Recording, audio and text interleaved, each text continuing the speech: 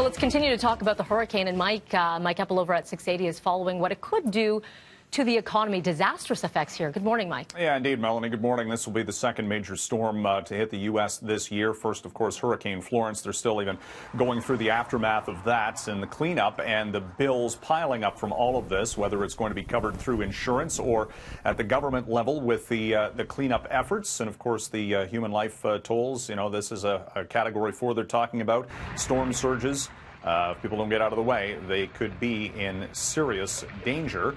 So we're tracking that as a potential hit to the economy, because any time a storm of this magnitude comes into shore, well, then all of the stores and businesses in the area, they shut down, so you take production out of the system. So it does have an impact on the economic growth performance. We've seen that previously.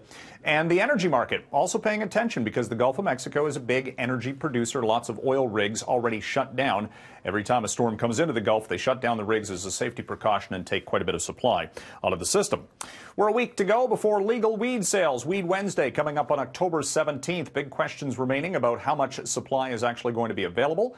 Producers saying that they're expecting heavy demand, but it's going to be a hodgepodge of how cannabis is actually sold across the country. Provincially, each province has got their own rules and regulations, different age restrictions. Is it online, as in here in Ontario, or just at the retail level? BC is a hybrid, for example, and only one retail cannabis store will open a week from today.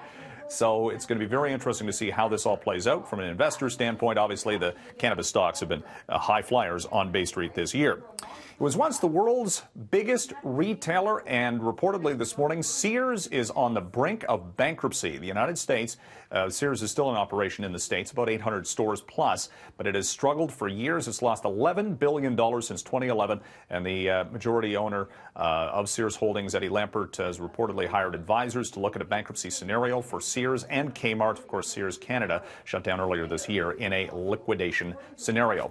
Markets this morning steady. Roger, we're coming into the trade this morning with the TSX down this month so far by 1.5% and about 2% on the year to date. So it hasn't been a great October. No surprise, October is usually a miserable month for investors. A little bit of a correction?